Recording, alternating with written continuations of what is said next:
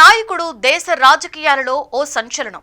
రాజకీయాలలోకి చాలా మంది నేతలు వస్తుంటారు, పోతుంటారు. కానీ జనం కోసం నిలబడేది కొందరే. అలాంటి వారిలో ఆయన ముందు వరుసలో ఉంటారు. వందల కోట్ల సంపాదనను వదులుకొని ప్రజల కోసం రాజకీయాలలోకి వచ్చిన ఆ నాయకుడు గిరిజనుల సంక్షేమం కోసం పరితపించిపోతున్నారు. తన దాతృత్వంతో గిరిజనుల గుండెల్లో కొలువయ్యున్న ఆ నాయకుడు ఇప్పుడు మరో సంచలన నిర్ణయం తీసుకున్నారు. దాంతో ఏపీలోని గిరిజనుల బతుకుల్లో సరికొత్త వెలుగులు నిండబోతున్నాయి. ఈ పాటికే అర్థమై ఉంటుంది ఆ నాయకుడు ఎవరో అన్నది. మరి ఆయన తీసుకున్న నిర్ణయం ఏంటి?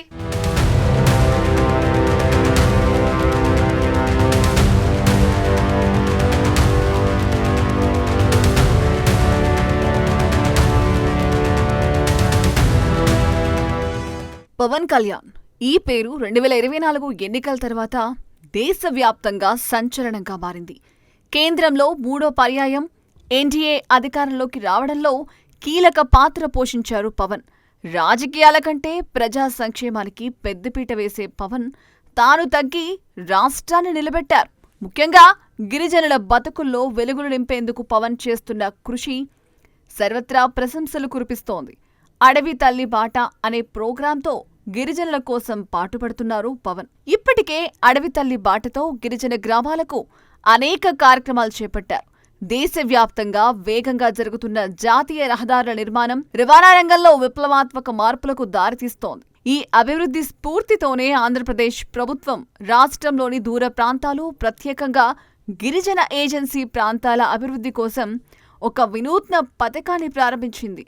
ఆ పథకమే అడవి తల్లి బాట. ఈ పథకం ప్రధాన ఉద్దేశం స్వాతంత్ర్యం వచ్చిన 75 సంవత్సరాల తర్వాత కూడా రహదారి సౌకర్యం పొందని గిరిజన గ్రామాలను రవాణా సౌకర్యాలతో అనుసంధానం చేయడం. రవాణా అందుబాటులోకొస్తే ఆ ప్రాంతాల్లో ఆరోగ్య సేవలు, విద్య, ఉపాధి అవకాశాలు, పర్యాటక అభివృద్ధి వంటి అనేక రంగాల్లో గణనీయమైన పురోగతి సాధ్యమవుతుందని రాష్ట్ర ప్రభుత్వం నమ్ముతోంది. ఉప ముఖ్యమంత్రి పవన్ కళ్యాణ్ ఈ పథకం వివరాలను వెల్లడించారు. 1,005 కోట్ల వ్యయంతో అడవి తల్లి బాట ప్రాజెక్టు అమలవుతోందని, స్వాతంత్ర్యం తర్వాత రహదారి కూడా చూడని గిరిజన గ్రామాలను ఈ ప్రాజెక్టు అనుసంధానం చేస్తోందని ఉప ముఖ్యమంత్రి పవన్ కళ్యాణ్ తెలిపారు.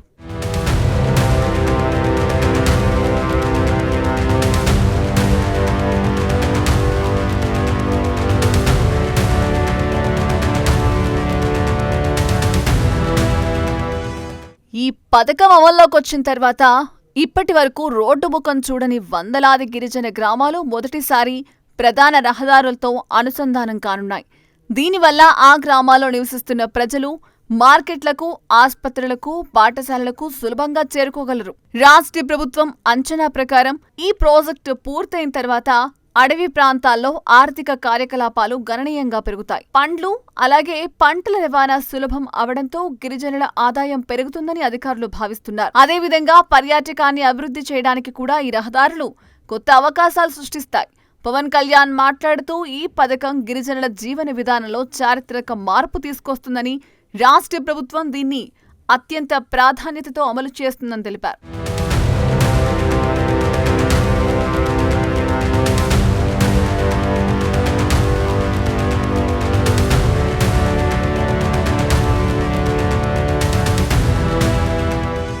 జాతీయ రహదారుల శంకుస్థాపన మరియు ప్రారంభోత్సవాల కార్యక్రమంలో ఉప ముఖ్యమంత్రి పవన్ కళ్యాణ్ మాట్లాడుతూ గిరిజన గ్రామాల్లో నిర్మిస్తున్న ఈ రోడ్లు వారి జీవితాల్లో కొత్త వెలుగులు తెస్తాయన్నారు.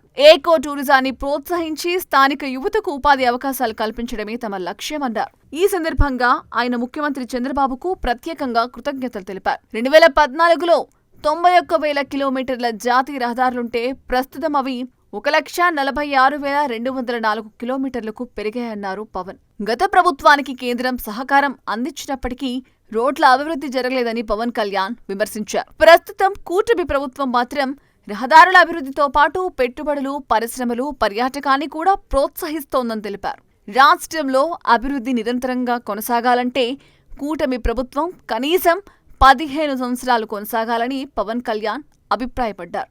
కూటమి ఐక్యతను దెబ్బతీయడానికి కొందరు ప్రయత్నిస్తున్నారని, చిన్న చిన్న సమస్యలొస్తే కలిసి పరిష్కరించుకోవాలన్నారు. కూటమి బలంగా ఉంటేనే ఆంధ్రప్రదేశ్ రాకెట్ వేగంతో ముందుకు దూసుకుపోతోందని పవన్ స్పష్టం చేశారు.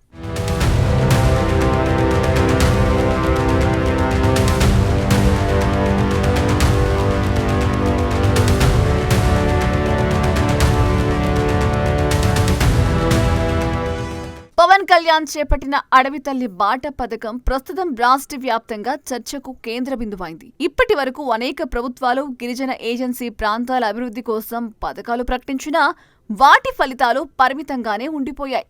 కానీ పవన్ కళ్యాణ్ నేతృత్వంలో ప్రారంభమైన ఈ కొత్త రహదారి ప్రాజెక్టు గిరిజనుల జీవితాల్లో పెద్ద మార్పు తీసుకురానుంది. ఇప్పటికే డోలీలపై ఆస్పత్రులకు వెళ్లాల్సి వస్తున్న గిరిజనుల దుస్థితి రాష్ట్ర ప్రజలను, పాలకులను ఆలోచింపచేస్తోంది. ఈ వాస్తవాన్ని పరిగణలోకి తీసుకుని ఆ ప్రాంతాల కోసం ప్రత్యేక రహదారుల అభివృద్ధికి శ్రీకారం చుట్టడం పవన్ కళ్యాణ్ నాయకత్వంలో కొత్త అధ్యాయంగా భావించబడుతోంది. ఈ ప్రాజెక్ట్ కేవలం మానవీయ కోణంలోనే కాకుండా రాజకీయంగా కూడా పవన్ కళ్యాణ్ నిర్ణయాన్ని ప్రత్యేకంగా నిలబెట్టింది. సాధారణంగా రాజకీయ నేతలు ప్రాచుర్యం పొందే నిర్ణయాలను మాత్రమే తీసుకోవడం అలవాటుగా ఉండగా పవన్ కళ్యాణ్ తీసుకున్న ఈ నిర్ణయం గిరిజన ప్రజల జీవన ప్రమాణాలను మెరుగుపరిచే దిశగా ఉంది. దీంతో గిరిజనులు పవన్ను తమ సొంత మనిషిలా గుండెల్లో పెట్టుకుని ఆరాధిస్తున్న పరిస్థితి కనిపిస్తోందని అంటున్నారు.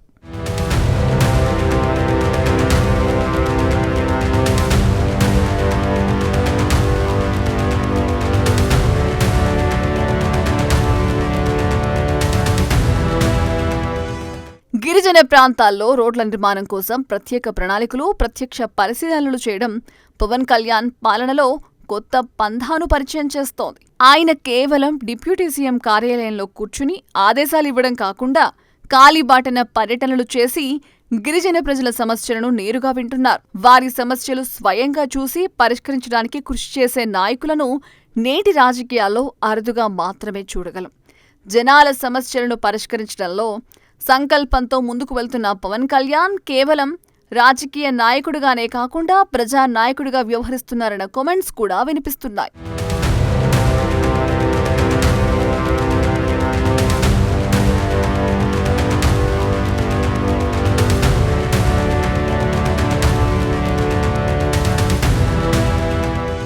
మొత్తంగా పవన్ చొరవతో గిరిజనుల బతుకుల్లో వెలుగులు ఖాయమని చెప్పొచ్చు. అడవి తల్లి బాటతో రానున్న 4 సంవత్సరాల్లో గిరిజన ప్రాంతాల రూపురేఖలు పూర్తిగా మారడం ఖాయం. పవన్ మార్క్ అభివృద్ధితో గిరిపుత్రులు కూడా నాగరిక సమాజానికి దగ్గర కానున్నారు.